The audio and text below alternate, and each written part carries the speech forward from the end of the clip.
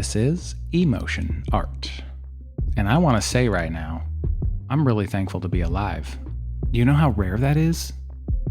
Of all of the infinity of people who never existed, I'm one of the handful of billions of people that woke up on this planet. Que suerte. I'm also thankful that I'm having these conversations. They're so satisfying, and that's not terrible. This conversation is a super sentimental one for me. Hatza'ir is a very peaceful man who until recently was a member and a leader of the Jim Roberts group that I was raised in, or the Brothers and Sisters as they call themselves. And I always felt safe and wanted and heard when I was with Hatza'ir. I feel really thankful to Hatza'ir for seeing that little boy and giving him space to be. Enjoy. Welcome to Emotion Art. Emotion Art, where we sit down and make art with our emotions. Emotion Art. Creative energy moving outward in conscious expression of feeling. Emotion Art. Emotion Art. Emotion Art. Emotion because we are literally made of emotion. Art because everything we do wants to be art. Emotion art. Feels. Emotion Art. It's all beautiful. Emotion Art. Emotion Art. A space for emotional art. Creative energy moving outward in conscious expression. Emotion Art. An emotion art gallery. This is Emotion Art. You're welcome. Hey, hello. Hello. Back in business here. Perfect. So, Hatza'ir. Yes, that's me. I really appreciate you being willing to talk to me. Yeah, well, been too long. Yeah. Because the last time I saw you there was in, I guess when we came right after that wedding. Mm-hmm. I remember visiting you guys where you were camped. Yeah, that'd be 2015. Okay. Wow. Time passes so quickly. Tell me all about it. I'm 63 now. Wow. Are you an old man yet? I don't know. Probably depends on whether you're talking to my kids or not. I'm 43, so I guess I got 20 more years to catch up to where you are. By then I'll be 83. Yes. So I'm curious how you see yourself. The question I want to ask is, who are you? Well, philosophically, as a Christian, I'm a human being created in the image of God. A little bit more specific, I'm a Christian, still trying to learn how to be a disciple better. I'm a married man now with 2 wonderful children. That has kind of definitely put a change on things. As you probably know, Yes. Being married with children is different from being single. It is. And congratulations, by the way. I mean, I feel joy on your behalf. Well, I feel joy too. Yeah. Yes. I have 2 wonderful children and a lovely wife. We have a nice place to stay. And I'm just kind of doing some part-time work just to get by. Yeah. Really still not desirous to accumulate a bunch of stuff. I'm going to leave here when I go. Yes. But lately I've been, a lot of my time has been going to fixing up with the house we moved into. I had to build a room for my daughter and then fix up a room for my son. I had to make a staircase. I had to do an extra kitchen for the other people living on the other side. Put in a shower. Did I tell you about the warm room? Yes, I remember something to capture the heat and more efficiently use it for the upstairs. Right. It's about a 10 by 10 room that I framed and sheetrocked and put around a real nice wood stove that hooks in the chimney. And so I cut a hole in the ceiling, which is, of course, the next floor's floor. Put a big old vent in there. And so that during the winter, that heats up our dining and living room area. The wood heat. I like wood heat. And then my wife and I, our room has a little wood stove, which is plenty for that. And then the heat goes upstairs to help River. His room is right above ours. So we do mostly just wood heat. We can supplement it with propane if we want. Just kind of cut down the cost. We just stick to the wood. And whereabouts do you find yourself doing all these projects? Well, I just work on it whenever I had time. I was driving for people and doing this and doing that, and whenever I had a window of opportunity, I'd just go in and put some more screws in and frame some more and do some more sheetrock. Uh-huh. Yeah. I'm familiar with that process. Yeah. But my question is more in the settling down phase. Where do you find yourself? Okay, well, I'm in Lancaster. Okay. When we first got married, we were staying in Tennessee, Knoxville, Tennessee. It's that house there. The brothers were watching for the owner. But we ended up trying to come to Pennsylvania because we were looking for more fellowship for my wife because, there's very nice people in Knoxville, but there's not many that share our kind of convictions about, like your mom, just kind of dressing modestly and really not being on the television and just not having screens around for children a lot, and just homeschooling and just kind of real conservative values. Sure. When we came to Pennsylvania, now we're in Lancaster area, and there's a lot of Amish and former Amish and people that are kind of like charity affiliates and just different people that share a lot of our convictions. I've been fellowshipping a lot with them, and there's a whole bunch of like big families that my children to spend time with. We just really couldn't find families that wanted to spend time in Knoxville. But now we got like a whole bunch. A lot of the people that you're finding to fellowship with have come out of the plain, like the Amish type backgrounds? Yeah. The congregation I'm spending time with, about half of it is former Amish. And just this area has a lot of that influence. So like there's a lot of people that just like to dress modestly and like, the idea of non-resistance, not getting involved in wars, kind of the love your enemies stance and living simply and just not accumulating a whole bunch of stuff. That's still very important to me, just to not just spend your time just gathering a bunch of wealth. It's really easy to do in the United States. Hard not to fall into that mindset trap. Yeah. I've been trying to find my way out of it, to be honest, like trying to see things and money and just the whole cultural, how to be a human in the Western culture. I've been trying to unlearn what has been ingrained in me over the past, 30, 40 years.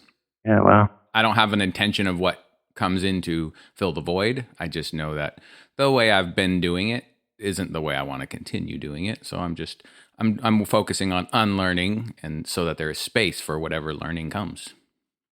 Yeah, right. That's the hardest part. Yeah. Unlearning. Yeah. Humans naturally learn. I mean, we learn whether it's true or not. Yeah, we have a default setting we go to gather information and then enter a echo chamber for confirmation bias, and then right. Yeah. So as far as your spiritual environment, your fellowship, you talked about the congregation you're fellowshipping with and stuff. Is that like a settled congregation? Like, is there a group that you're associating with particularly? Yeah, they don't really have a name, and still spend time with different brothers. But yeah, it is more settled. Okay. They appreciate our input. My wife and I, and Ezra is there, and Chaya, and I don't know if you know Ben and Tara. Not sure. You might have just missed Ezra. Okay. Okay. So a question I have, you were kind of talking about your circles of fellowship, and I'm wondering, were you talking about two distinct circles where there's kind of a congregation here in Lancaster, and then also the brothers and sisters, or is it kind of a blended, like a all one? I'll back up a little bit just to go on the barn, but I really loved my life with the brothers and sisters just as a single person, but I just came to conclude that it was really built by single people for single people. Interesting. And so the family it's just non-congruent. And so we took a trip recently, that long trip down to Tennessee, and I went by and stayed a couple of days with the brothers there. Zephaniah, Julianne, you may remember them. I can't remember. Not sure. Bart Wilcox. I definitely remember Bart Wilcox. Yeah, he's married. I see them sometimes. I've been mostly spending time with these people that don't have a name. I guess they go by the Holdwood Fellowship. Okay. That's just the name of an area south of Lancaster. Sure. And just started by a guy who was formerly Amish, and he just felt led to work among the Amish. Been a lot of things going on among the Amish. Some of them really wanting to do more for God than just work their farms and be quiet. Yeah. Yeah. Right. So they're generally settled, but they have a lot of appreciation for those that have devoted their life to just traveling and sharing about the gospel. Mm. And so, with all the things I've learned, with the Hebrew and the Greek and history and science, and so now they give me a turn at sharing studies, giving messages. I'm working with the youth there. The 20th of June, we're going to be going on a bicycle trip just along the C&O Canal for 4 or 5 days with about 15 young men. That brings back memories. Yeah, yeah. I went with you and several other people from San Francisco to Arcata once.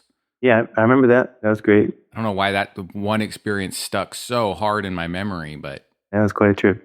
Yeah, Dan and Ehud, you and I, and Gad, I think.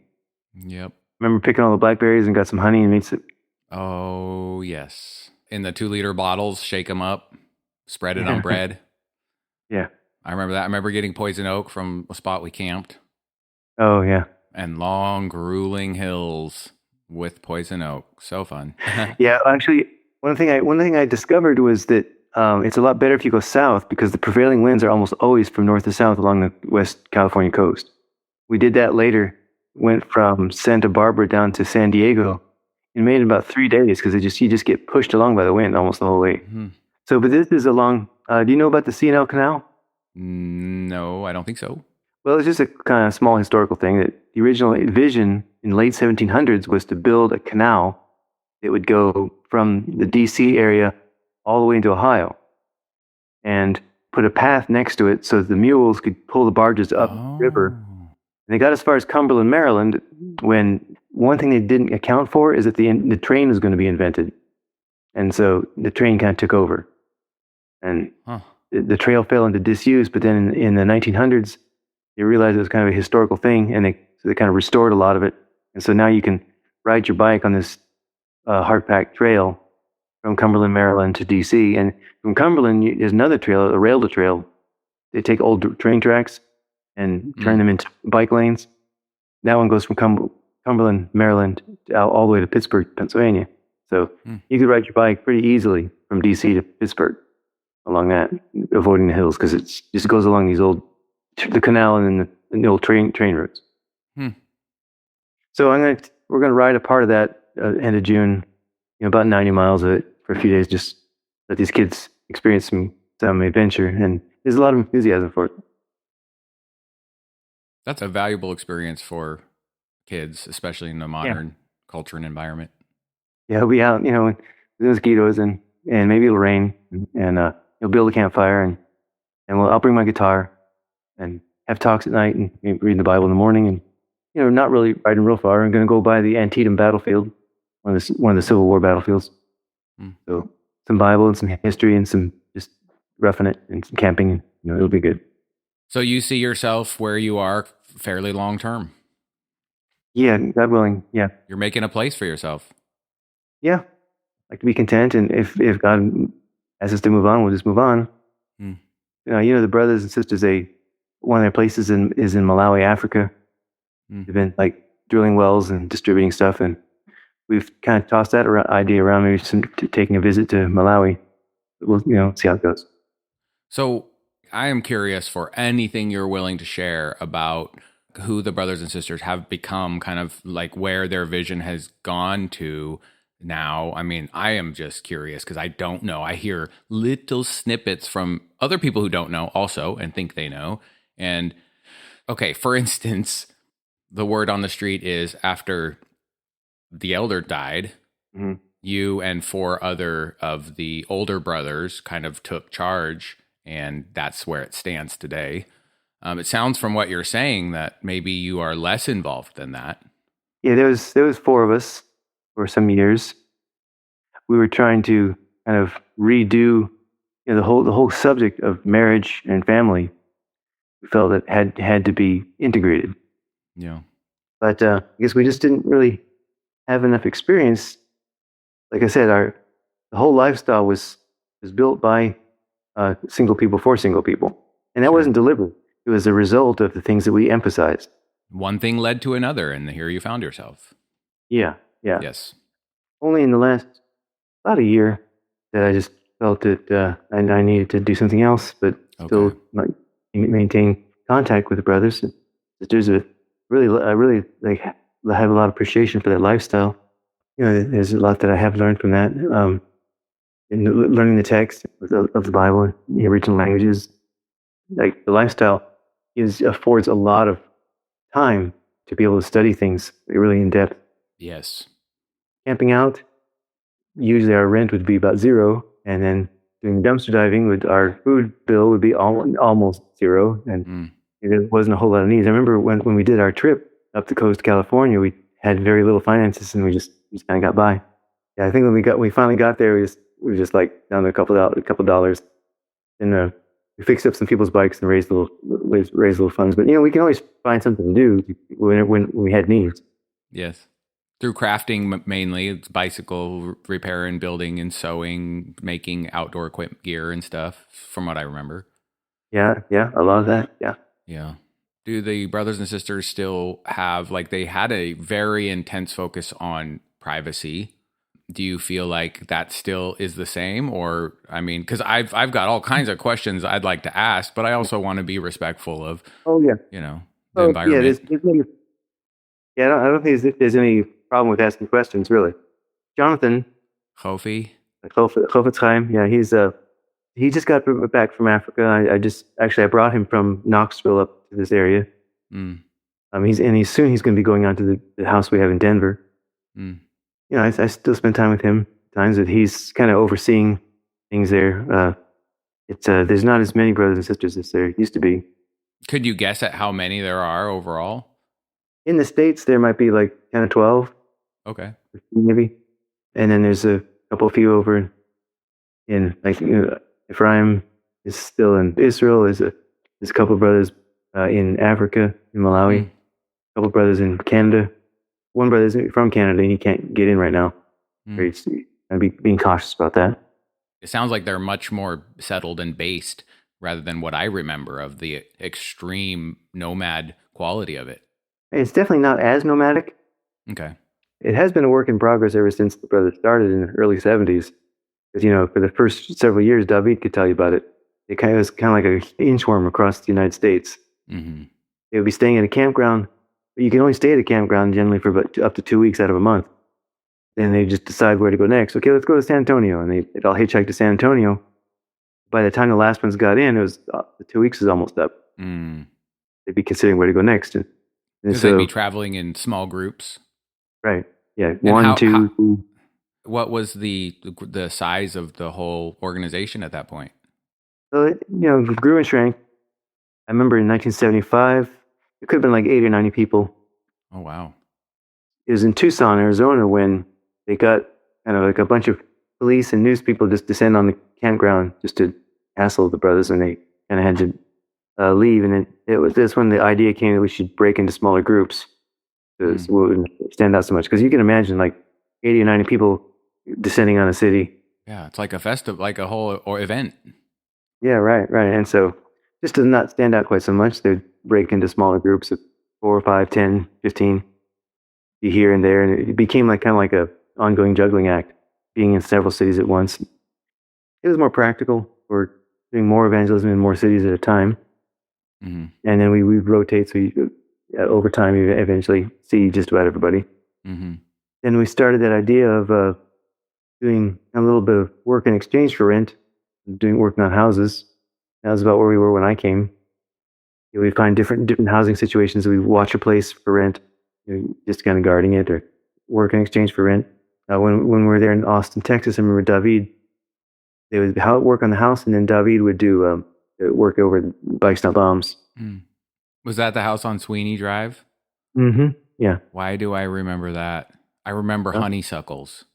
Yeah, and that's where I built your bike with what do you call that? The handlebar turned upside down and cut short? Oh, yeah, the messenger bars. Messenger bars, yeah. Oh, right. My goodness. I remember the impression of that. I have an emotional memory of that. I can't see it specifically, but those were very impressionable times for me. Yeah. For some reason, it seemed like it's been more difficult to find housing the way we used to, but in the early 2000s, 2 different situations turned up, one in Denver and one in Knoxville, and those kind of became houses that we just watched. The owners, in both cases, don't want to sell the house, but they don't want to live there either. They can't live there. We got too much going on. So they just charge us nothing or next to nothing. And we take care of the utilities. And we fix the place up, paint it, put a new roof on, whatever. Just whenever it needs something, we just keep it up. And that's just been the situations. Both places we've had like about 20 years. Wow. Sometimes brothers still take trips, go down to a place like Tallahassee, Florida. There's a real nice national forest you can stay at, doing outside camping. And then go into town and do your witnessing and work on whatever you need to work on. And there's a college campus there, and then go back at night out to camp out again. Of course, in the summer it gets really blistering, but just during fall, winter, and early spring, it's a nice place to be. There's fewer of us, and there's not as much traveling as there has been. But the brothers are still focused on trying to live simply and share the gospel. So where we'll go next, I don't know. I mean, it's hard, really, really, really hard to know what the future holds. For some reason. So. I'm curious about your backstory. I mean, I know what I know of you when I was with you, which you're one of the people who had the most profound positive impact on my life through my childhood years. Yeah. You've already mentioned the shift that happens when there's family with the brothers and sisters. It just wasn't set up for that. And I'm one of the people that lived through what happens when you are in that environment as a family, an environment that is not healthy for a family, I would say. Mm-hmm. We all have the things that shaped us and make us what we are, and we choose what our perspective, how do we hold that, and what lessons can we learn through it rather than just being bitter and, doing the thing that's easy. Yeah, right. I just don't know. I'm super curious about what the little Jerry's life was and what your setting of growing up and how you came to join the brothers and sisters and just kind of like what that looks like for you, if you're willing. Yeah, okay. That's a story I like to tell. Yes. My dad was in the Navy. I was a Navy brat. We started out in Florida. We left there when I was 2 and went to Hawaii. And my first memories are from Hawaii. My very first memory, I'm sitting on a countertop with my little brother, and he couldn't talk yet. And my dad was cutting a pineapple. So we were just moving in. I must have been about 2.5 years old. We were there for a couple of years. Then went out to New Jersey. Navy life, you just travel all around. Eventually, I went to California. Most of my raising was California and Hawaii. Eventually, we went back to Hawaii. Went to Japan for a little while, and came back to Hawaii. Now, I don't remember a time when I did not believe in God. So your family was Christian? Well, if you had asked my mom or dad if they were Christians, they probably would have said yes. Okay. But they didn't really talk about it. They didn't take me to church when I was growing up. Sure. It's probably just kind of a social thing. But for me, I had a desire. I wanted to be a Christian. And I don't really know the reasons for that, but it's always been there. It's always made sense to me. When I was in 5th grade, I had a friend named Ross Hickling, and his dad was in the Navy. And his dad had just been delivered from being an alcoholic. And so he was really zealous to go to church. And Ross was really zealous to be a Christian. And so like, okay, this is my boat. This is where I want to be. And so I went with his family because I wanted to go. And went to just a non-denominational Christian church there in Hawaii for a while. I got baptized there when I was 13. And, my parents were never opposed to anything about that. They actually came to my baptism when I was getting baptized because they knew it was just important to me. And I learned there some, just things about the importance of believing and just obeying what the Bible says as a Christian. And so that just stuck with me. We left Hawaii when I was that year, 1975. Went to Texas, Corpus Christi, Texas for a while. Oof. And there my mom and dad got broadsided, like, T-bone car accident. Somebody smashed into their side. My dad got thrown out of the car, hit his head on a rock, and was in a coma for a couple of weeks. And he survived. But he was kind of never really the same after that. And my parents ended up splitting up in California when I was like about 15 or so. By then I was pretty much who I was. One of the big impactful things in my life was being in California. I just realized that I had lost contact with my friend Ross's family because they had moved to Virginia, and I just stopped hearing from them.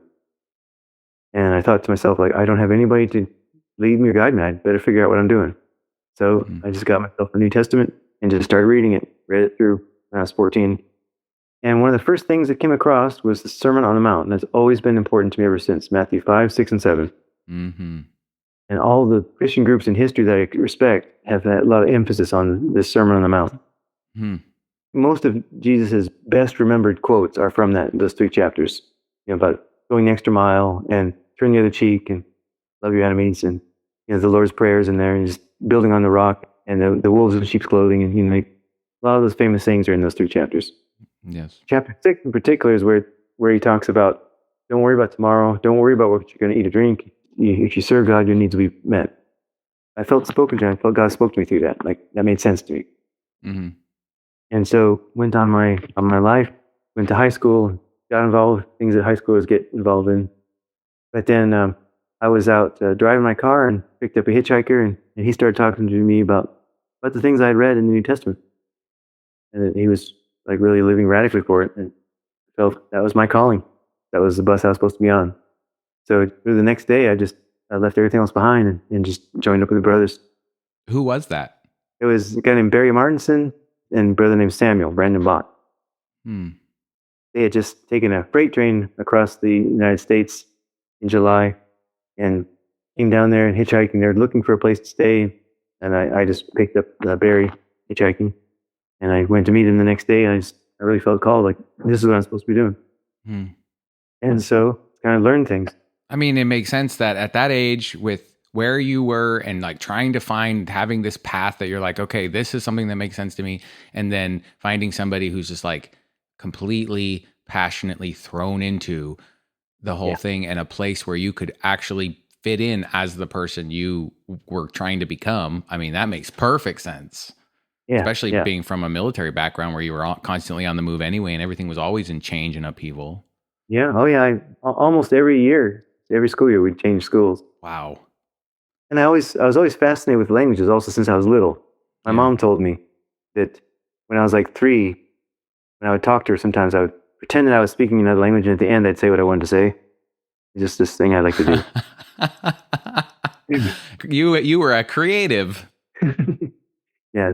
So I just gave myself over to reading the Bible. I just loved it. Yeah. Like, I've always been a voracious reader, and it's just I was just drinking it in, and it was just really inexhaustible. Yeah. It gave me a lot to think about. And it was in the early 80s I started studying Hebrew, and during the 80s I taught myself Spanish. In the 90s I taught myself Greek. Then another step along the way, when I was hitchhiking in California and got picked up by these 2 college-aged guys, and I was talking to them about what I do, and I said something about the Good Samaritan. I like the story of the Good Samaritan. And they had no clue what I was talking about. And so it made an impression on me. I just realized I've entered a new world. During the 70s and 80s, most of the people that we speak to, even if they weren't Christian, they at least knew something about it. Yeah. But in 1990, Gen X was coming of age, and they were raised up by the flower children, and they had never been exposed to the Bible. You remember Jesse, right? Jesse that Lazarus met? I'm trying to. I remember Lazarus. Yeah. Well, Jesse was from the Massachusetts area, and he talked about kind of growing up, and he'd been to church a couple of times. I think his grandmother took him or something like that, but he'd see a picture on the wall of a man on a cross, and he had no clue what it was about. He had no clue what that story was about. So that's when I made the decision I better start studying the creation evolution debate. I need to meet people where they are. And so started that, and that led into researching more apologetics in general, which led into just, the right and wrong sign. Remember that one? Is anything really right or wrong? I use it at campuses to talk to people. Oh, you had signs. Oh, I see. Yes. Yeah, I remember vaguely. Yep. Yeah, just kind of getting into philosophical ideas. Just whatever I wanted to learn, I just taught myself. Just before we move past it, what do you mean by the word apologetics? Apologia is the word that Peter uses in 1 Peter 3:15. He says, be ready always to give an answer to every man that asks you an apologia, a reason for the hope that is in you. In Greek, it means a defense. And apo means off or from, and logia has to do with reason. So it's something from reason. But it's the word the Greeks would use for a defense. So Socrates, before the council in Athens, in the dialogues of Plato, one of them is called the Apologia. It's his defense before the Athens council. So when you're giving a defense of your faith, and in this case, Christian apologetics would be giving a defense of the Christian faith. So there's kind of two facets of it. One is you're using science or philosophy, history to explain the gospel to people, try to meet them where they are and explain these concepts to them. And the other side is when people are attacking the gospel or trying to disprove it, being able to meet those challenges and show how they don't really count. And it gives me something I really like to do, understand other people's arguments and see how other people see the world and kind of compare it. So I read the whole Quran, I've read Buddhist texts, I've read the Bhagavad Gita, I've read even atheist philosophers. I just want to know what other people have to say so I can just understand them, where they're coming from. So I actually developed 2 tests for talking with people. The first test is pretty easy. It's how to be respectful. It's if somebody has a belief that you disagree with, can you put it in your own words in a way that they can accept? If you can do that, then you're showing them that you're at least listening to them. I think that would be Iron Manning, right? Iron Manning someone else's argument. You're showing first that you understand what they're saying, and you can put it in your own words in a way that they can accept. So you're not attacking a straw man, Right. My understanding of Iron Manning an argument is you are presenting their argument in a way that they will feel is better than how they presented it. It's the opposite of a straw man, right? Okay. Right. Okay. First test is, are you straw manning their argument or Iron Manning it? Right. Okay. Right. And then the second test is, can you do the reductio ad absurdum? Can you show them the implications of their own beliefs that they haven't even thought through yet? Like, you understand their beliefs and where it goes, and they haven't even gone there yet. Does that make sense? So basically, do you have a deeper understanding of their worldview than they do? Yeah. One of my favorite authors, Chesterton, says that a lot of people don't know their own philosophy. They just know their own phraseology. Oh, so true.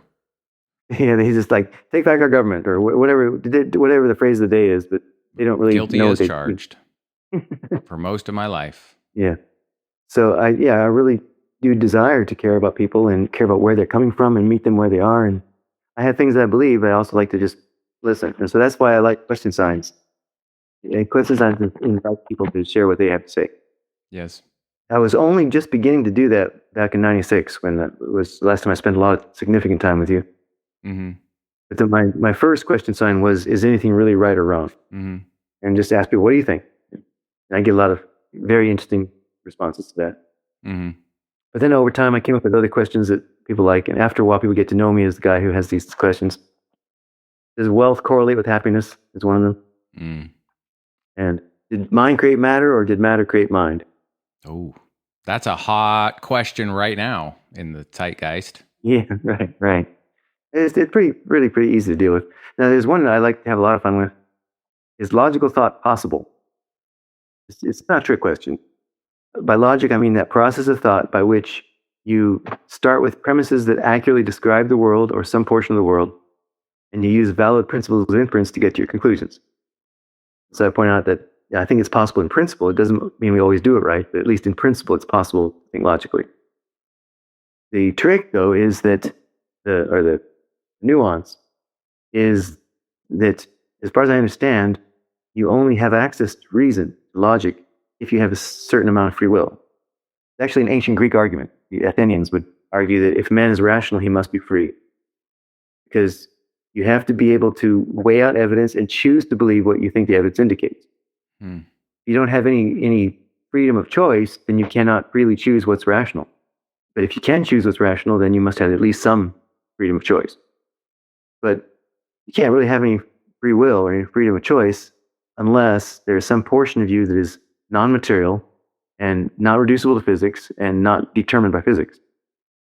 That would be like the human spirit, the human soul. So that sign is basically a sneaky way of asking, do you have a soul? Does that make sense?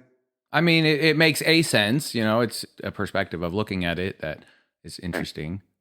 Yeah. I've had a lot of success with that. What do you mean by success?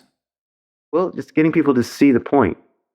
Now, it doesn't cause a conversion necessarily, but just against materialist philosophy, this idea that we're all just matter and motion, and therefore we don't have any free will. People think that's sometimes a very logical and rational view. Like, for example, one young man, he told me he was a determinist. You familiar with what that is? Yeah, like everything that every step you're going to take is already predetermined. Right. Yeah. And so he was a materialist who didn't believe in any spiritual realm. So he's a determinist. And I said, well, I asked him, do you believe in the validity of logical thought? And he said, well, yes, I do. That's their main claim to fame among the materialists, is that they're very rational and logical. So I said, well, how do you reconcile those two? And I think he thought that was a pretty silly question. So he said, like, what's the contradiction? Yes. I just pointed out, well, logic is not a physical, mechanical process. It's a mental process by which you weigh out evidence and you choose to believe what seems to you that the evidence indicates. So if I ask somebody, why are you a determinist? He can't answer, well, because I've thought it through and I've chosen to believe it. I think it makes more sense. He'd be contradicting himself. The only answer he could give me, he'll be consistent with his own worldview, is to say, I believe in determinism because the molecules in my head make me believe it. I don't know if it's true. I can't even test it. Just whatever my brain chemistry tells me to believe, that's what I believe. But that wouldn't be logic. So he got it, and he said, I have to think about that one. And then what I should have said at that point was, good. But if you do so, you'll do so non-deterministically.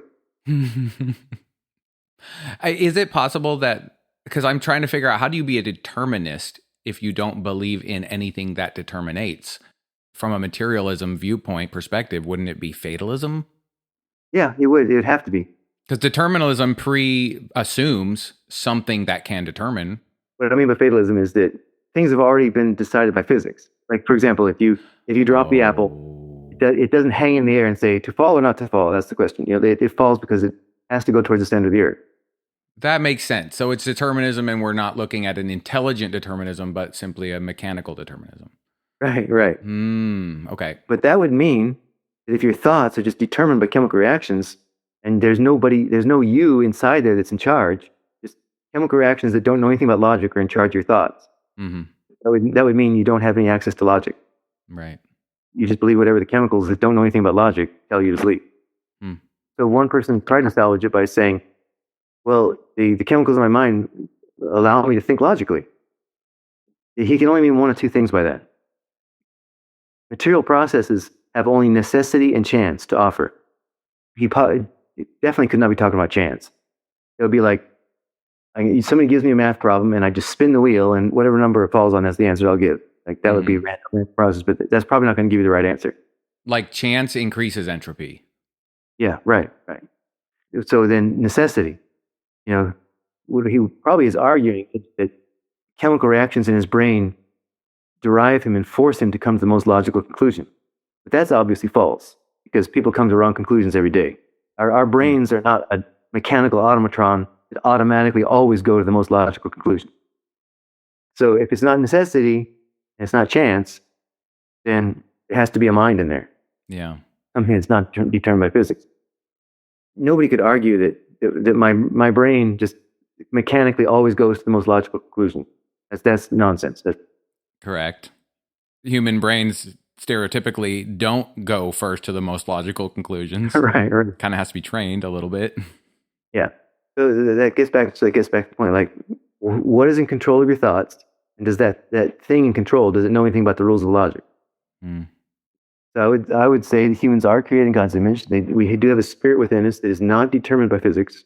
It can be influenced by things. You can be influenced by, alcohol. You can be influenced by your peer groups. You can be influenced by your paradigm, your philosophy, what you believe. But it is possible to try to follow the argument and come to a conclusion. And some people even change their minds. Atheists become Christians. Christians become atheists. Yes. People change their minds. Yes. Jewish people become Buddhists. You know what I mean? Like, yes. So I think people do have some amount of free will, even if it's they get influenced by certain things. Influence is not the same thing as determinism. Yes. That there is still a human spirit in us that can decide, just really decide to go against a half thought and think something new. And what is that spirit? Which it leads to the question of what is the origins of God. Of course, it's the end of that path. Right. But I'm just curious how it looks to you. I don't have all the answers on that. Just in the Bible, it just says that God formed our spirit. He forms the spirit of man within him.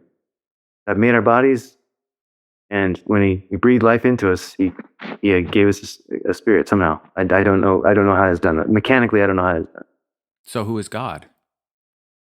Oh, God is also a spiritual being, a personal being, not a human being, but a person. Something that has a consciousness, and a will, or what do you mean by that? He has all the characteristics of personhood: consciousness Okay. and a will, an understanding of morality, and an understanding of love and meaning. It has Confusion, fear. well, God, I don't think God has the faults that we have. God is perfect. My definition of good actually would be the principles that agree with the eternal nature of God. So to be kind and to be just are good things because that's part of the eternal nature of God. But isn't justice something that can only be determined in comparison to something else? Like, justice is so determined by worldview. What's just for what? That's why courts are so ubiquitous. Everyone disagrees about everything, and what's fair for me is not fair for you. So Yeah. the world's not fair. Fair is in August.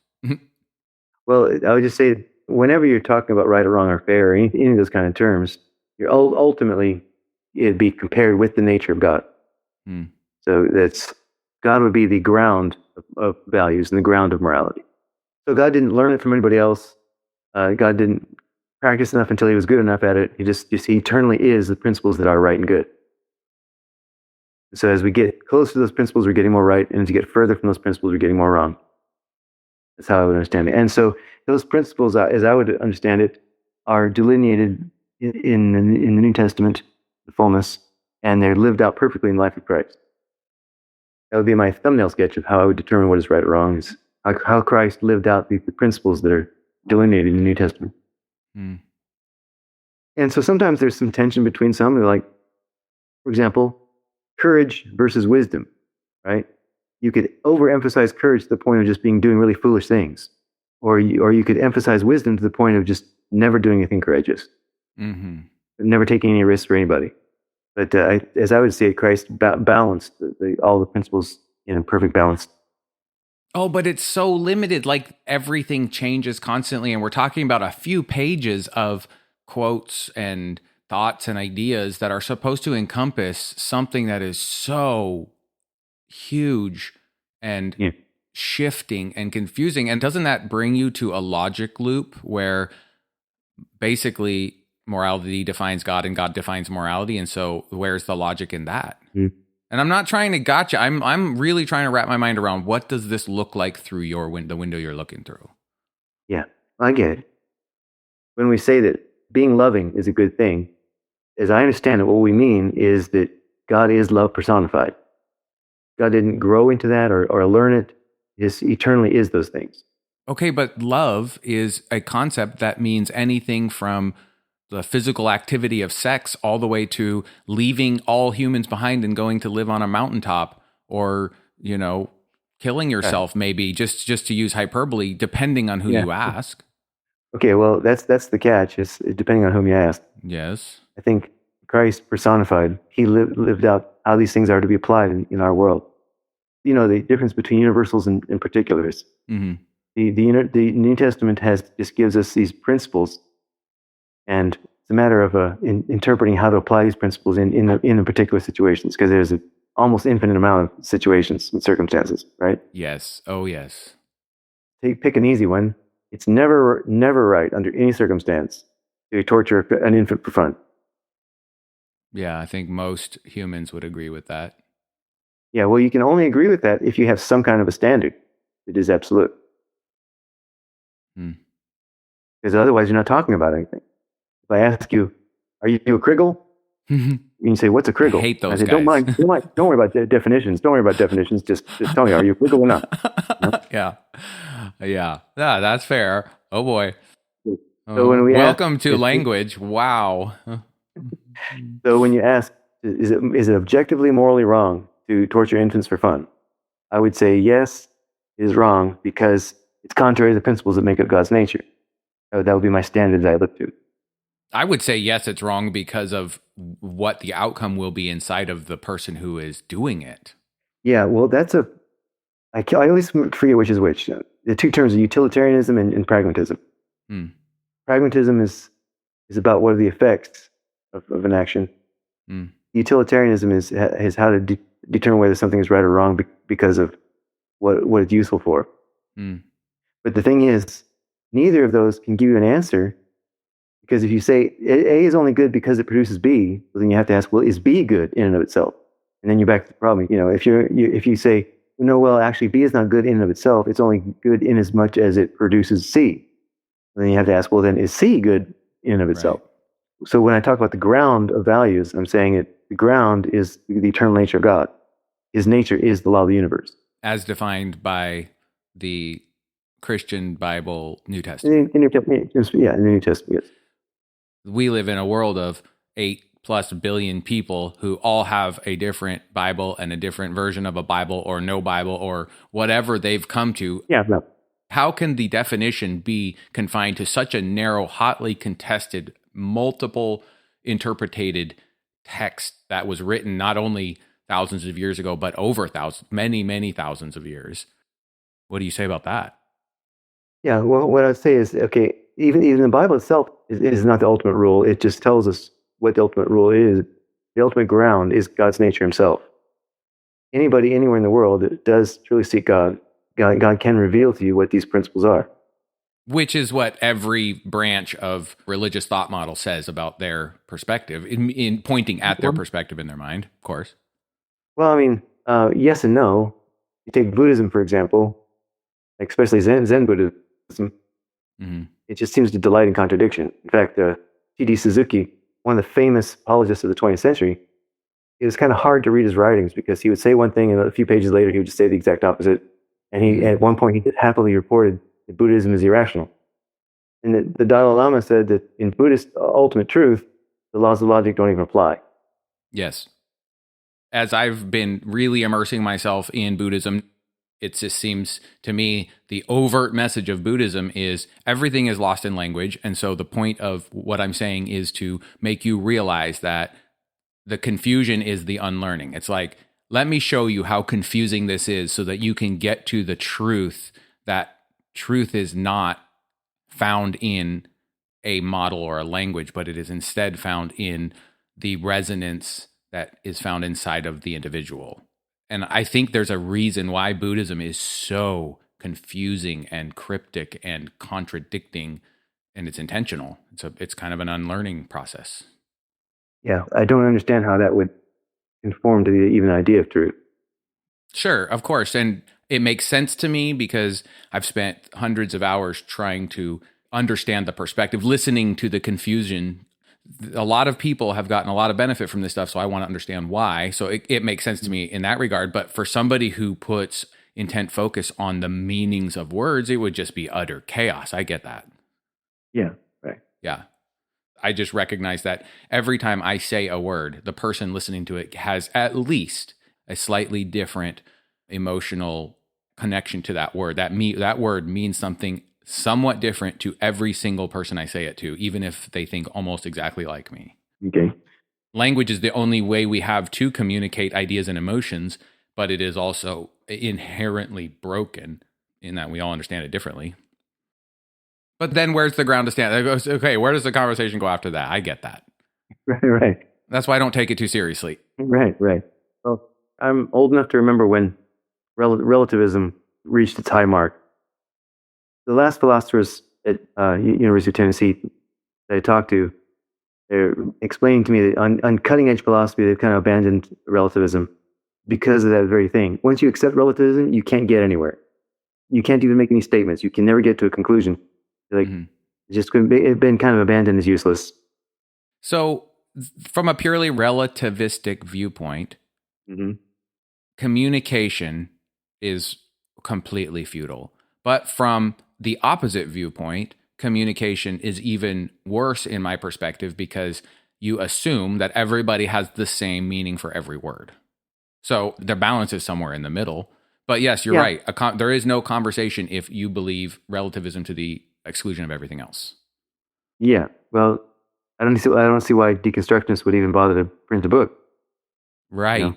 Well, if they have found some peace or some healing or betterment from the perspective and want to share it with the world, and then the book's going to make no sense because that's how it's going to be designed. Right. Yeah. Back around. Great. Yeah, well, I've thought about writing a letter to Richard Rorty, who's one of the big people of deconstructionism. Richard Rorty? Is there a book? Yeah, he's from Stanford, and he's got books about all this stuff. I'm going to look him up. Yeah, but I thought an interesting thing would be to write a letter to him and just say, well, I really liked your latest book, and I'm glad you've come to the Christian view, and you think the way I do, and that's at least that's what I got out of your book. Oh, that would be so funny and interesting. What would he say? Probably wouldn't answer. We went way off on an existential tangent. Yeah, well, you asked me the question of what apologetics is. Okay, no, I appreciate that. And I mean, that could be explored for years, and it breaks down after a while because we're so far out into planes of existence that are not three-dimensionally, like you can't measure it and test it. And so it's all about perspective and consciousness. Yeah. But, when people say things that are true, I don't, you've heard of Richard Dawkins? Yeah, I've heard that name. Yeah, he's an atheist philosopher. Well, an atheist scientist. Okay. Not really good at philosophy. He's really good, though, at describing the structure and function of living things. That's like his specialty. So he taught biology at Oxford. Okay. He speaks a lot about evolution, and it's one of his books, The Blind Watchmaker. He had a chapter where he was describing bat echolocation, and I took a bunch of notes on it because it was really interesting. But once he starts getting out of that and into things like history or philosophy or comparative religion and stuff, he starts making a lot of big blunders, and a lot of people have noticed that. But typical human. Yeah, right. But I have to give him credit for his specialties, describing the structure and function of living things. I remember the paper you wrote about evolution, creation versus evolution. I think that's what it was called. Yep. Yeah. That is something you really enjoy and are very good at as well, from my recollection. Yeah. Well, the paper has been pretty well received by a lot of people. I've even had it peer reviewed by at least 2 scientists who both liked it very much. Is it available online at a link? Yeah. There's a fellow, his name is Hillel Penner. He's a friend of mine. He was not Jewish, but he was raised in Israel because his dad was working for missionaries in Israel. So he speaks fluent Hebrew. He went through crisis of faith when he was about 17 over in Israel. Israel is actually a very secular state in many places. Yes. So we got through that and ended up coming back to the States. He was in Oregon. He got married and he's got a bunch of children. He would go to a church very similar to the one I'm working with. And he came across a paper that I wrote, Earth's Tears. And he wanted to use it in his own ministry because he goes to college campuses also sometimes and wanted to be able to give it away. So he wanted to try to find me. And he finally found somebody who knew my number, and he called me up and asked if he could type it out and put it online. So we started a relationship, and he came to visit us, and my family went and visited him. And so he's put online Earth's Tears and Reason for Hope, which is kind of the sequel to Earth's Tears. Reason for Hope kind of gives a long list of my favorite arguments for different aspects of the gospel. Okay. Then we talked about putting on the creation paper, and so I kind of updated along the way. So that's online. The site is called engaginginthescriptures.com.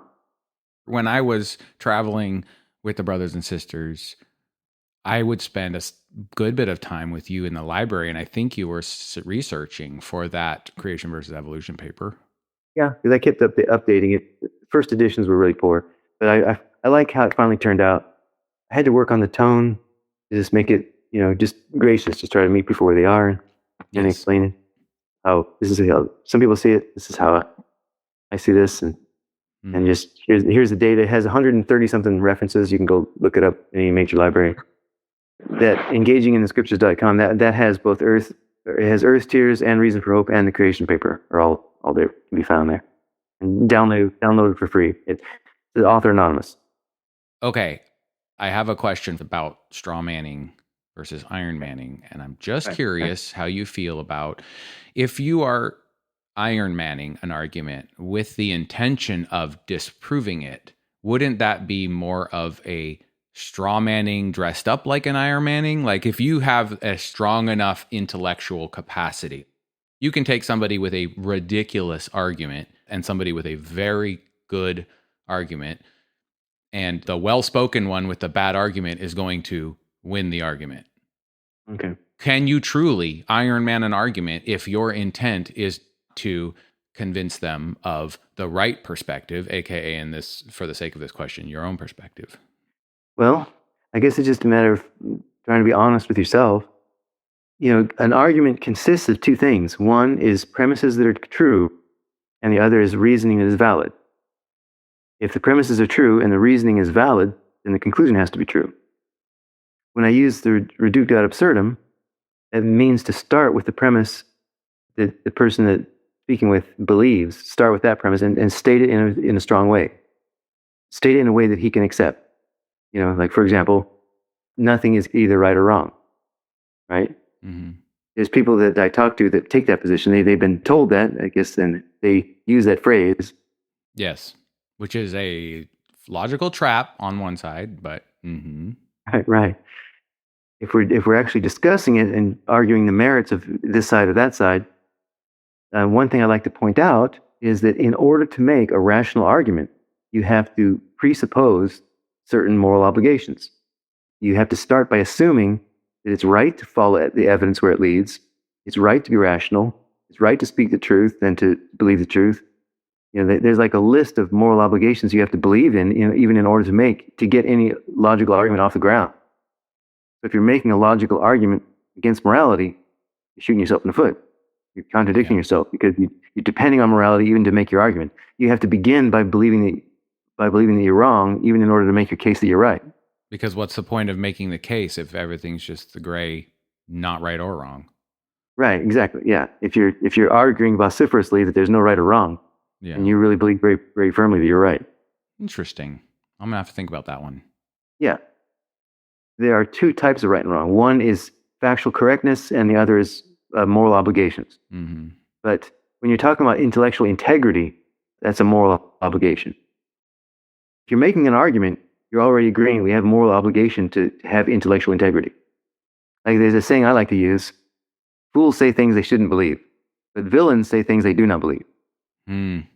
So to have intellectual integrity means at least you're trying to tell what you think is true. Mm. What occurs to me in that is that the human mind is so tricky. I mean, in 43 years, I'm only just beginning to see the depth of the just convoluted twists that is the human mind, like the logical mind thought. I feel like I have found a different thought center in my consciousness, and it doesn't have anything to do with my mind, my thoughts. I think of it as a ticker tape, that constant thread of chatter. Yeah. I can know that somebody is saying something they don't actually believe, and they don't necessarily know that. Most people say things they don't believe because they think they believe them. Okay. Until they know different. Right. But I'm speaking more so of things. Yeah. Knowingly, you're saying consciously, where you have an intent to say a thing that you know is wrong. That's what you mean. Right. Yes. Okay. Right. Well, I'm going to agree with that. What's the point? Yeah. Well, I mean, originally, just kind of circling back to the original question. Yeah. Somebody saying believes X, and I don't believe X. Mm-hmm. And it's important enough to me to try to see if I can correct that thinking. I could state their belief in a way that they can accept.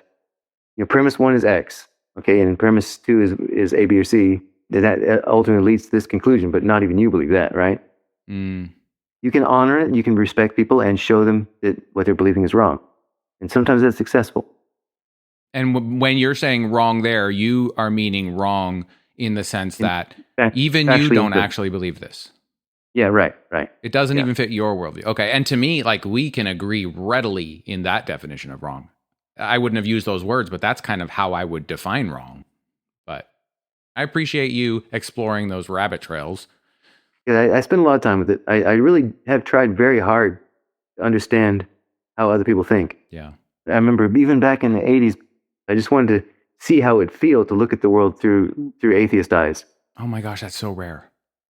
The first word that came to me is, this is bleak. This is so bleak. I think, and later I read Mahatma Gandhi he referred to that as the wilderness of unbelief, desert wilderness of unbelief. He made a phrase like that in his autobiography. I can relate to that. It's like there's nothing there. Mm-hmm. There's no hope. There's no meaning. There's no beauty. No such thing as hate or love. There's no right or wrong. It's like it's self-evidently not the world we live in. There are atheists who would be like, what? The whole point is love. What do you mean? Okay. I'm currently reading a book called My Big Toe by Thomas Campbell. And that's the entire premise of I don't know how many pages that book is. It is an enormous book, but it's all basically God does not exist. And then he goes to scientifically explain how God is love and the point of humanity is to become love. And he uses those words too. But he uses uses acronyms instead. And it's all about energy and photons and all that stuff. And it scratches an itch for me because it's a completely different perspective. It's a godless perspective that to me is describing God. I'm so glad he's coming to that conclusion at the very least, because I also think that is the purpose of existence and consciousness, is becoming love. I try to talk him out of the idea of loving everyone. That's for sure. So the book's called what? My Big Toe. Toe being the theory of everything. He's like, there's little toes, which is like basically science and religion are the little toes that explain what we can see and what we can experience. But he's like, it's not a big theory. It doesn't explain everything. Where does it all come from? How did it start? Why is it here? What's the big picture? So it's basically trying to, he's giving a complete worldview that you before could only get from a spiritual perspective, and he's attempting to do it completely devoid of what especially the Western world commonly thinks of as spiritual. Well, let me tell you something. Have you heard of Ravi Zacharias? That name sounds very familiar. He passed away now, but he was an apologist of Christianity. He was from India and raised in a family that was nominally Christian. He had a whole bunch of friends that were Hindus and Buddhists and Muslims and Jains, and eventually almost killed himself, and then eventually had a conversion.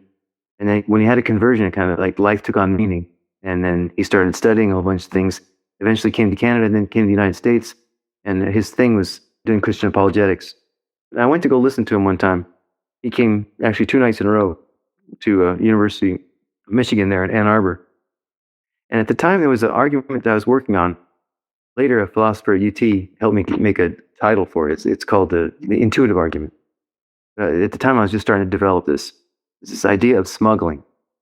In particular, I was focusing on the fact that atheists, generally, they can't really live in that world. Like I said, that's the philosophical wilderness that Gandhi spoke about.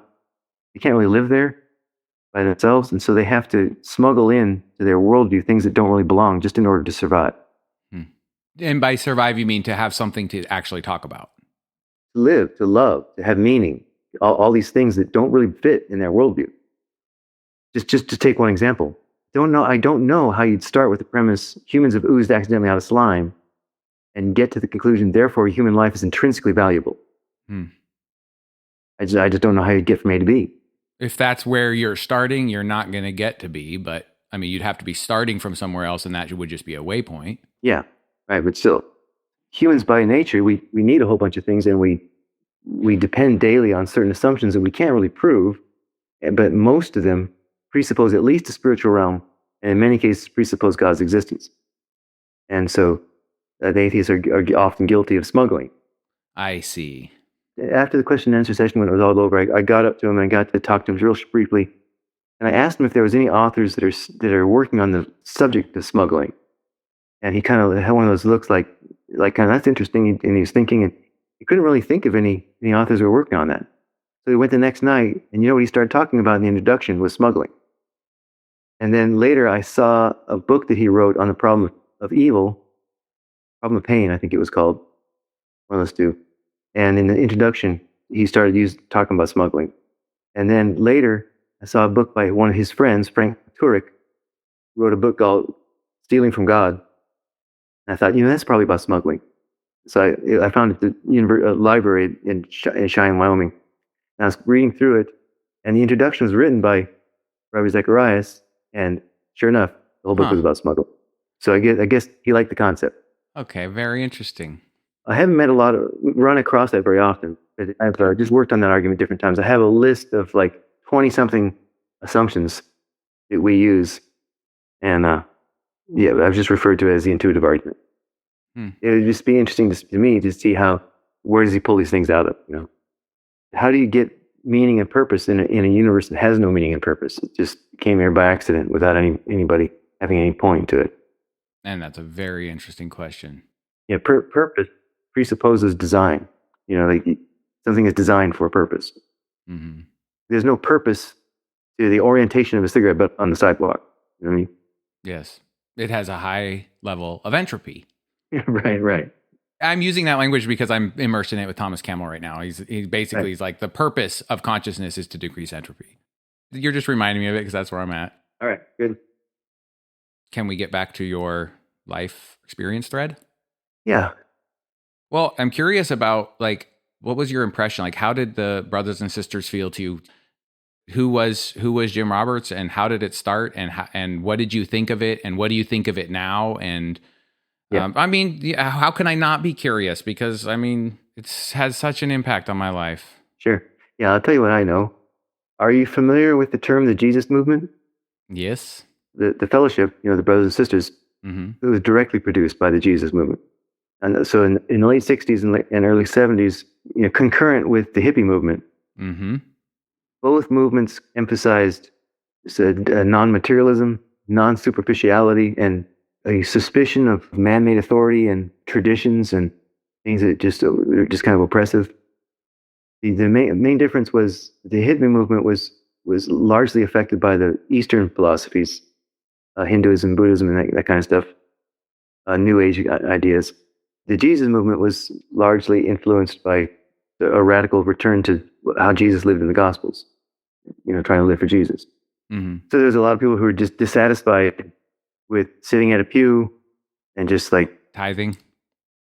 Well, like tithing, that'd be one example. And it gets even worse than that. There's like the Reverend Ike kind of people that were like, just send me your money, And, yes. Televangelism. Oh, yeah. Reverend Ike was famous for saying the lack of money is the root of all evil. But, so there'd be people that just didn't want to. In the 60s, for example, you might find a whole bunch of congregations that would have, when you came there, they'd give you the pamphlet, the little booklet, and you sit down and it said, you turn the page and it's like, okay, congregation stands. Oh yeah, everybody stands. And okay, the pastor says this, the congregation says that, and we sing this song, and it's all scripted out and liturgy. Yeah, right. And so some people just wanted something a little more, quite a bit more spontaneous. So they would just gather some friends and take their Bibles and a guitar or two and go to somebody's living room or out to the woods and just like worship God. That was the Jesus movement. Yeah. And so there's people traveling around on buses and hitchhiking around, and like, there's a whole bunch of people doing radical stuff. Just there's the Jesus People USA. Their bus broke down in Chicago, and so that's where they ended up settling. There's a whole bunch of stuff going on. Keith Green had started his music, and your dad would remember Chuck Smith and the Shiloh Ministries. They started out in the cornfield. Mm-hmm. So our church was born out of the same thing. And in Missoula, Montana, there's just a little house fellowship there. They used to go on the campus and preach. People would repent, and they'd baptize them in the university fountain. And they'd have worship services in their house and go out on the streets and worship. And, it's kind of spontaneous and radical. And at some point, the elder Jim Roberts, he just felt like we should get out on the road, just live like Jesus did with his disciples. And there was others that like saw that and wanted to do that also. So they just kind of left behind everything and just did that. They ended up in California, met Brother Daniel. Brother Daniel was like a quintessential hippie. He was living in Berkeley and on acid and drugs, and actually was addicted to glue, sniffing glue. Oh, and he heard the gospel from the brothers, and he just believed it. And he just kind of, somehow God's arm just reached right in, grabbed him, and pulled him out of it. And he just threw away his cigarettes and threw away all his stuff and got baptized and kind of became Brother Daniel. His mind came back together, and then they would start the thing of just kind of hitchhiking from one place to another. And there's all kinds of people on the streets that some would join and some would leave. And they were just trying to figure out their doctrine and figure out like how to live and what to believe, and meeting resistance. And sometimes there was people using the police to do wrong things. And, there was a deprogramming and all that kind of crazy stuff, which eventually got shut down by the government because it's so illegal. Well, and you're talking about parents that kind of trapped their kid who had joined the brothers and then put them through an actual deprogramming. Yeah, right. Like try to force shift their mind away from what they actually wanted to believe. Yeah. Okay. I remember hearing about things like that. Yeah, it was crazy. During the 80s, the government just totally shut down because it's so illegal. People went to jail. But in any case, brothers made their mistakes, and it was all just new. I mean, if you can imagine coming together with like several dozen people who have never met before, don't have much in common, all from all walks of life. There's soldiers, and there's like former soldiers, Vietnam vets, and kids out of college, and plumbers, and street people, and punks, and everything else. And a lot of them are just kind of new to Christianity and wanted to live radically. Men and women living together and kind of doing street ministry and traveling around the country and trying to figure out what the Bible says. I think Brother Evangelist did a pretty good job of turning those people into a community that lived together and shared the gospel together and had some strong convictions. How do you feel about his methods? I mean, I was a little kid. Most of what I know is just from other people's perspectives and stuff. But what I remember is just a very high level of control, like secrecy and control. Basically the older brothers and then the elder, and the elder was like basically anything he said went. He didn't really have accountability, and he kept everything secret from everyone. And I admittedly speak in hyperbole a lot. And it's never that extreme. But what's your perspective of the dynamics of how it was set up, the structure there? It's true that, like I said, I came when I was 17. I met him pretty soon on. And then over the years, I spent a lot of time with him. We used to camp out together, check dumpsters together. I don't know, to me, he's always kind of a fatherly figure. And he was kind of real strict about things, but, my dad was an officer in the Navy. So I personally didn't really have those kind of problems.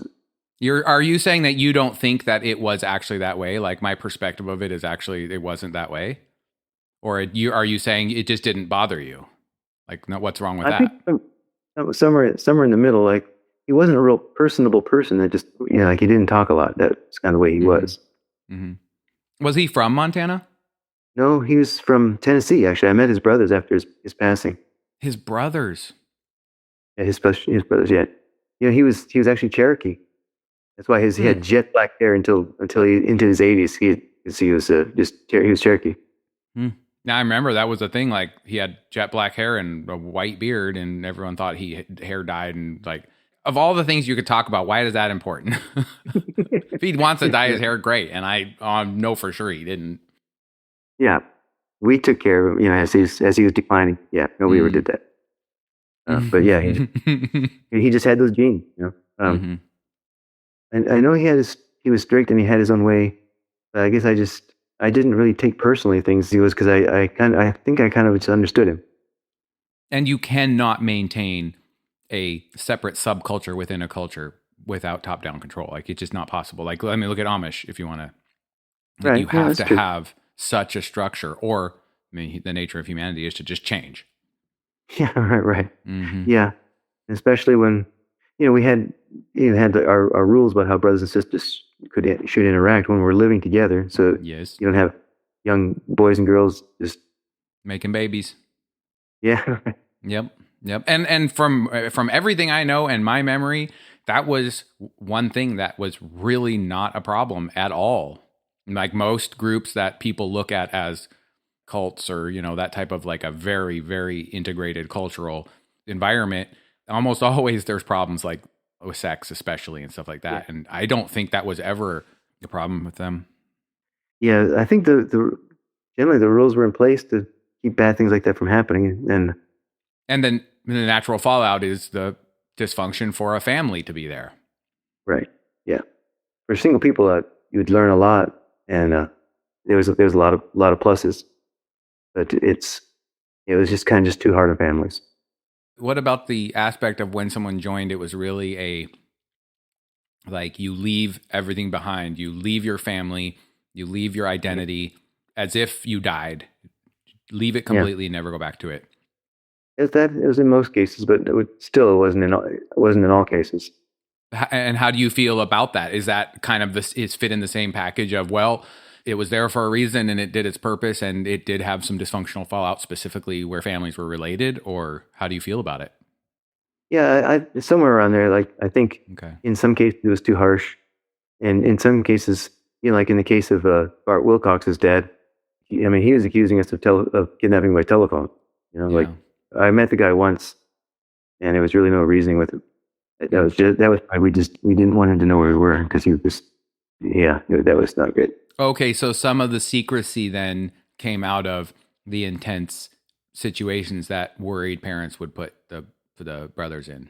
Yeah, that definitely is a factor to plug in, because in the early 70s, if you're on the road hitchhiking and you just wanted to go, visit your relations, you just do that. But a lot of families just using that against us.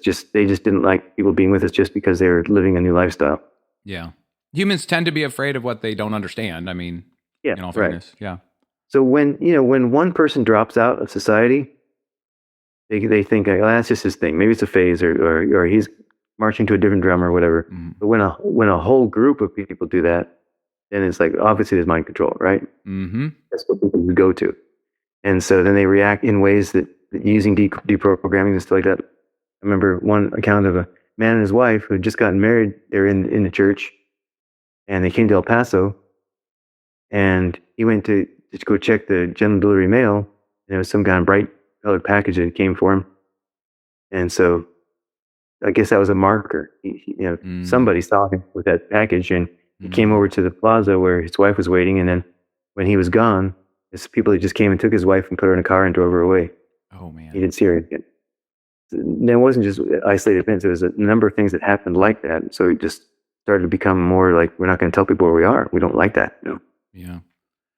Do you feel like there's any merit to the feelings of the families that felt like their kids were being programmed and thus gave validity to their efforts to deprogram? Yeah, I certainly understand that they're parents, and this is something really strange, something new, unexpected. When Sister Kira just dropped out of college, mm-hmm. her parents kind of panicked. Yeah. Even though she would call and try to keep in touch with them, all they wanted for her was to come back by any means, and they eventually just paid thousands of dollars for people to. Some people came and just kidnapped her. So she actually went through a deprogramming. Yeah, but since then, she's gone back and she's lived with her mom. She's in touch with her mom. Her dad died. That relationship got at least some healing. Yeah, I did. Oh, that's so good. That's what humans need, healing, whatever it looks like. Yeah, right. Yeah, so sometimes there was miscalculation on our side, sometimes on their side. It's kind of a mixed bag. So, just out of curiosity, what would you say to the people who were kids who experienced the trauma that some of us experienced from the absolute dysfunction on one aspect of the whole experience? What would you say to them? I really can't speak until I'd like to hear from them. I would like to know their experience, because I don't remember being hard on children myself. No, you were a beacon of light in that experience for me. And by the way, you brought up Daniel, and immediately like this wave of memory. I mean, to me, Daniel was just a terrible person. Like, he was awful. And Chris, there was a couple of them. And I mean, at the time, I didn't know better, and I just forgave everything that happened to me. I was a chameleon, and I just was like, it's just what is. Like, I kind of didn't have a concept of myself, maybe. Yeah, actually, now that I think about it. But in hindsight, it's just like they had such toxic traits towards women and children. And I hear from what you're saying, what I gathered is that you didn't really experience that. You didn't really see that side of it very much. Okay. I know Daniel had his issues, and Chris definitely had his issues. But the pluses in general of being in church outweighed the minuses. And I thought the Christian thing to do is just to forgive and go on. Yes. And I mean, I agree. That's the right thing to do for everybody if they want healing inside themselves. Forgive gives you a chance to heal yourself. But also, another one of my responses, though, is I just didn't want to be like that. And if I personally mistreated anybody, I'd definitely like to know about that. Oh, Hatza'ir, no. You're not going to hear any of that from me, because I did not experience that, but I appreciate that. Now, are you in touch with any other children? I could be in touch with, like, Kif Satya and or Sasha and Yes. the Malspins. Okay. So really, no, not specifically right now. Mm-hmm. I have goals to be at some point. As my unarchitected conversations happen around me, I'm hoping that those happen eventually. Yeah.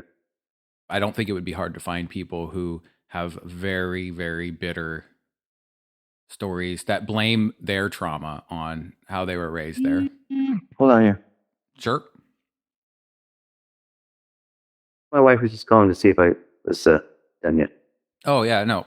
I have no agenda. We can stop. We can pick it back up. We can have it be done. I'm just appreciative of whatever perspective I get out of this conversation. Yeah. Okay. Very good. Yeah. Well, I just would want to reiterate that if there's anybody that feels like I mistreated them, I'd like to know about it so I could apologize. If there was anybody that was in my awareness, I would tell you. I just can't begin to overstate how thankful I am that you were a force in my life at that point. I think I would have turned out very differently otherwise. So you were a mitigating factor for me in all of that. Yeah. Well, I have a lot of memories with you. Yeah. Well, there's very little I remember, so I'm always curious to hear what my life was like. Things I don't remember, but I'm also, as you still have time, I would like to hear how you came to have the situation that you have now, and then. Okay, well, first stop, I should go over that, how Anava and I wanted to marry. And I guess there was a waiting. It just wasn't working out. She ended up getting discouraged and leaving and married somebody else, and that devastated me for years. When you say it wasn't working out, what does that mean? Well, just to put it plainly, like, there was probably 20 marriages in the church, and but we just generally wanted Brother Evangelist, to approve of our marriages, because again, getting back to the fact that it was a singles church, meant for singles, people would get married and they'd end up leaving, and I guess nobody ever put two and two together. By nobody, you mean you? Well, including me. We didn't understand that the lifestyle that we emphasized and how we understood it was just made family life not possible. Sure. It was incompatible. All that we understood was that people would get married and then they'd end up leaving the fellowship. So it was just kind of a caution about allowing anybody to marry. What was the thought of why that was happening? We probably thought things like maybe because of our raising up in a society that just we couldn't balance both at the same time or something like that. Like truth and family? Yeah. Okay. Or having to do with the times we're living in, and just different things that were thought. I was kind of waiting for that to blow over. I see. Okay. Thinking that we would get married, and she ended up getting discouraged and ended up leaving and marrying somebody else. And that I was pretty devastated by that for years. I would just, to get through it, I'd write myself sad songs. Yes. Just kind of work through it.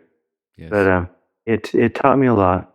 I learned that one of the main things was just feeling like I understood better the heart of God, who loves people that kind of go away from Him. Like that, you could relate to God's feeling of loss, maybe, or sadness, or. Yeah. Oh yeah. Okay. Yes. Okay. And I could never bring myself to not love her. That was just something I was really crazy about. I'm not quite sure it stuck with me so long, but it just lingered for years. So when I saw you there in Oregon, it was just about the time I was going to a wedding, and Anava was there. I hadn't even seen her until that time, and it just brought it back. I just cried for days, and that was 12 years after. Oh man! And then I was in a vehicle with Jason and Johanna, and then behind us was another vehicle that had a married brother with his two children and his wife. They're in a van behind us. This is January of 2019. We're cutting down the road on Interstate 81. I'm in the passenger seat. 81 is really busy there in Virginia. And we came upon this spot where there was a deer in the median, and it couldn't figure out which way to go because there's cars just both northbound and southbound. We're going northbound. There's southbound cars. It's just so many vehicles. just about the time we got getting close to the deer, it jumped into the southbound traffic on the other side, got clobbered by a car, got thrown. Jason saw that, and he was looking at the deer in the rearview mirror. And so he and Shira started having this conversation about the deer that just got hit, right? Mm-hmm. And up in the distance, I saw this car. It was pulled off the side of the road right at an off-ramp. And there's this woman wearing a long dress. She's got a baby on her back, and she's taking a little toddler by the hand, walking down the off-ramp, just leaving this car. It just pulled off the road. And so obviously they need help, right? So I tried to tell Jason, hey, wait, Jason. And here, we're too busy talking with animation about this deer that's got clobbered. So we blew past that off-ramp. And I almost gave up. Then I thought, no, we really need to help that lady. And so I said, Jason, did you see that woman? And he said, what woman? Right there by the side of the road. She broke down. And he said, you want to help her? We had walkie-talkies. I got a hold of Richard, and we got to turn around and see if we can help this lady, because he didn't see the lady either, because he saw the deer get clobbered also. So we went down to the next on-ramp, turned around and came back, and then got off that exit, went to the gas station, asked if this lady had come in, and she said, yeah, she was here, but she already left. And I thought, okay, I guess we missed her. But then, because we've been traveling for a while, and the little Richard's two little boys, two twins, they kind of need to run around, stretch their legs, so I thought, let them kind of just run around here for a little while. Then I turned and looked, and there was the same car, and it was at the gas pump. I guess she ran out of gas. And so the sisters went over to talk to her, and they just kind of hit it off right away like old buddies. And she was dressed really modestly and like had Christian convictions. She had just recently converted, and she was needing a place to stay because she was on her way back up to Maine where she lived. And we were going up to a hotel. Actually, we were going to fix the roof. So we offered her a place to stay for the night. So because it's a long way from Virginia to Maine, and that was Rose. And so we just kind of got to know her, and then we kept in touch with her for a while, and then she visited our places. We visited where she was and put a roof on her house. So we just kind of kept in touch with her for a while, and then she felt like she was looking for a Christian community, and she felt like this is where she needed to be. About a year after we met her, she decided to come to the church. So I was overseeing her, and her boy, River, he was like 4 years old, and I used to spend time with him, and we'd ride bikes together and just do stuff together. We just kind of became buddies. And it fell out one day in 2021 that I just suddenly felt that I was deeply in love with Rose. And I didn't say anything. I just didn't want to step over any bounds to bother her or anything like that. I just kind of kept to myself. But suddenly I was just released from my sorrow. It was almost 20 years later after I lost Anava. It was for the first time I just suddenly felt happy again. Yeah, it was just kind of a new dawn for me. I talked with the brothers eventually about it, and I guess unbeknownst to me, she kind of really felt the same way. And so the next year we got married, May of 2022. And so I went through all the steps to officially adopt both her children. I have a boy and a girl, and I've been dad ever since. It's a new thing. It's been a very lovely thing. With my experience of who you were back then, if you're anything like that, I have a lot of positive empathy for your children. I mean, I can imagine once that happened, that was probably a big catalyst for your shift into kind of starting to, build a little bit of a different trajectory or life experience. Yeah. So, we got married in 22, came to Pennsylvania in 23, and then in 24, just kind of, it got to a point where it just seemed incompatible. Yeah. But as far as, in my opinion, I really like the brothers and sisters, and I like to spend time with them, and I did really like the life. Just in a way, it's a little bit all you knew. In a way, yeah. In a way. So where does it go from here? What do you want? Well, I just want to raise my children and take care of my wife, continue to seek after God and get closer to God and help other people get closer to God. Those are two of my biggest goals. So I still like to, when I can, get out and go share the gospel with people. Mm. We had our anniversary just several weeks ago. And decided to spend it going out. My wife and I just went out downtown and tried to see if we could share the gospel with somebody. To what end? Like, is it like, hey, come live with us? Or because I know that was in the Brothers and Sisters, that's really the end goal of sharing the gospel with somebody. Like, come do it our way. Or I could be speaking to my ignorance there, but Well, see, I never invited anybody to come move in with us. yeah. Our main thing was just trying to get people to have a relationship with God. If they wanted to do that with us, then they would ask. They could do it with us.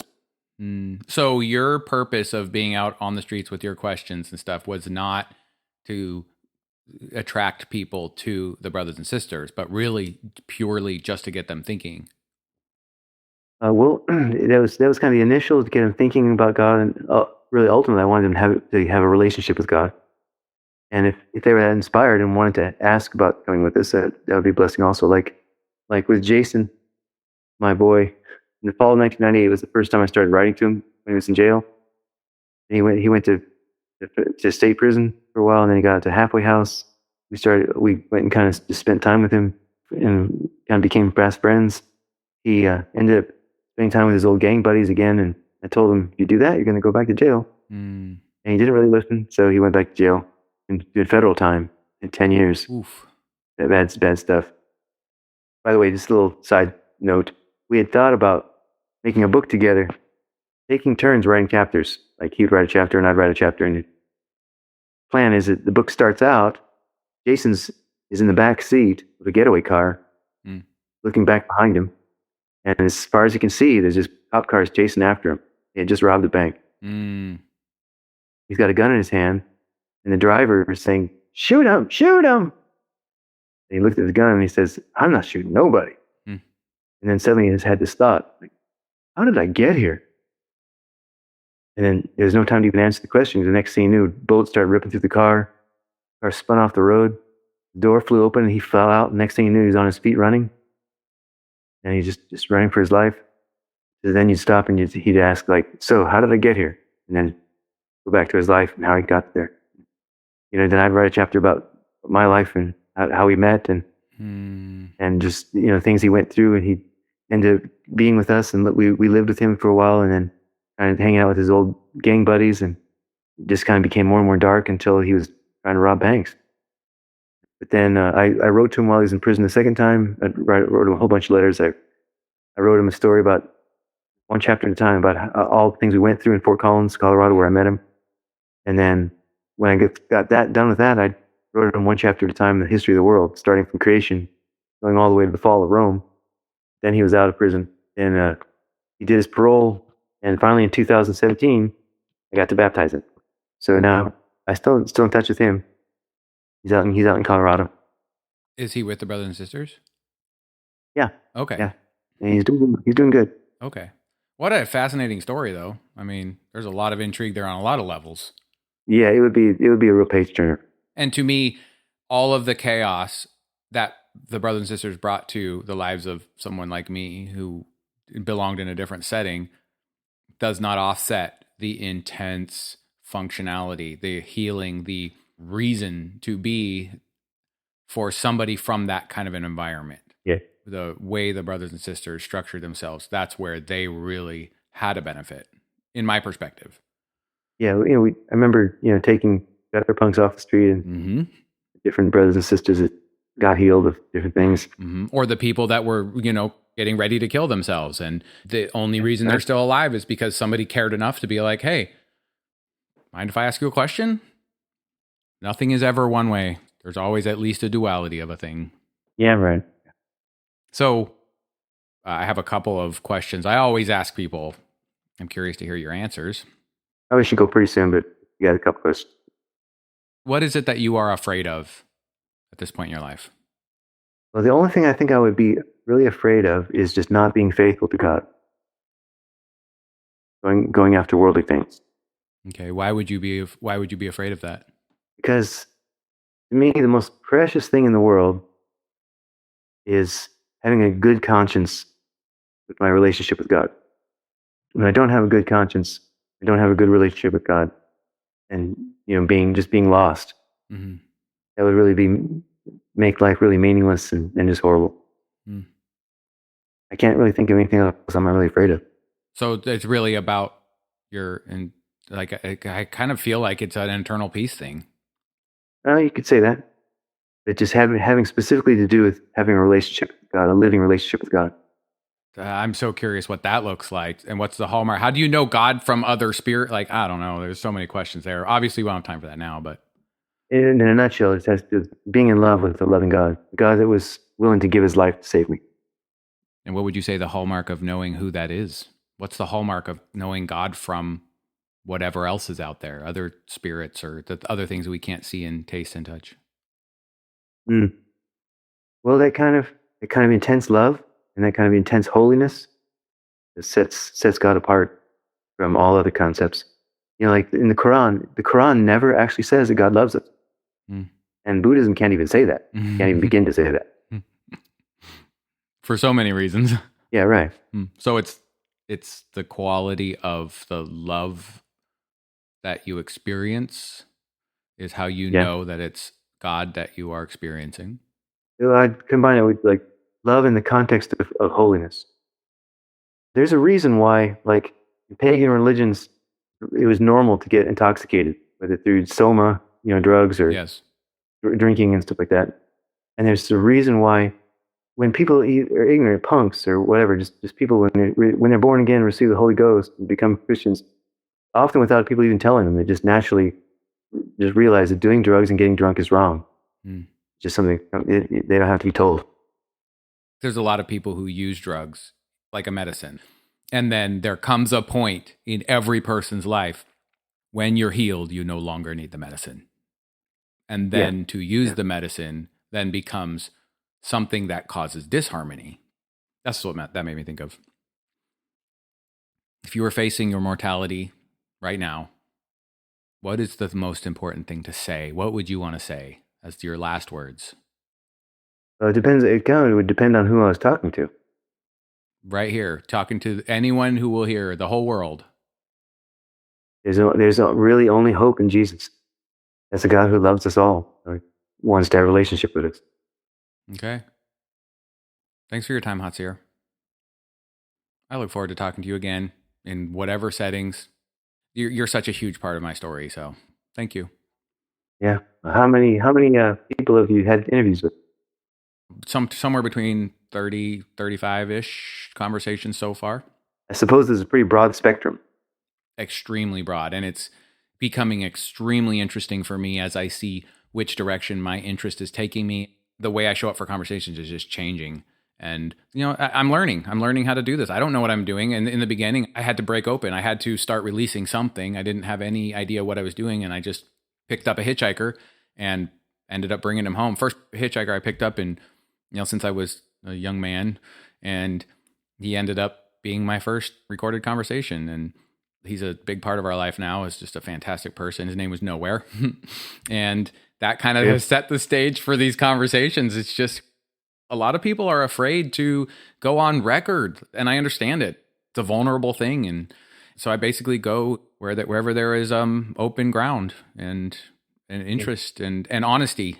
Are you honest?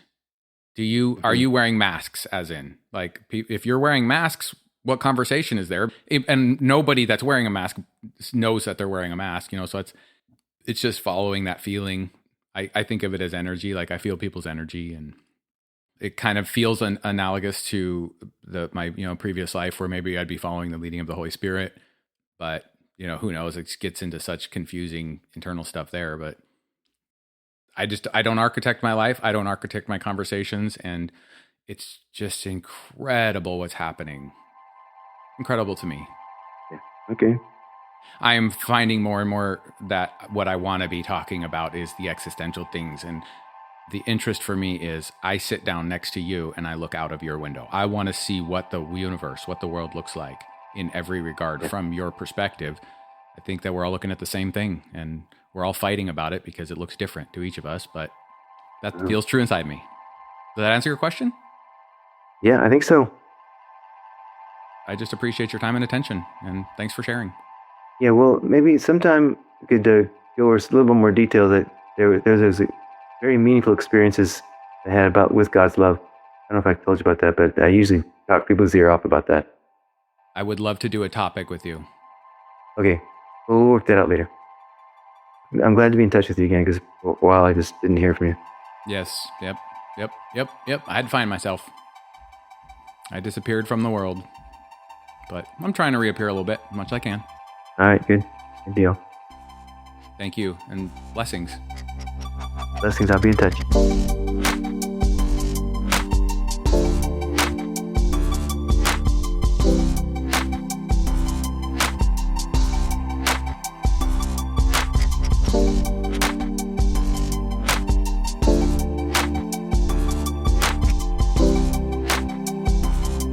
A lot of love and deep thanks to Buddy Anderson for his original music and audio engineering. This podcast sounds the way that it does because of his heart and the way that he listens. Explore his sound at From Another Mista on Spotify. Well worth the listen. And to Angela Cook, our producer, thanks for holding the vision, weaving the threads, and helping every episode land with clarity and care. To every one of you who's subscribed, listened, shared, or just felt something along the way, thank you. You're part of this too. Your attention is sacred. I don't take it lightly. Stay curious. I'll see you next time.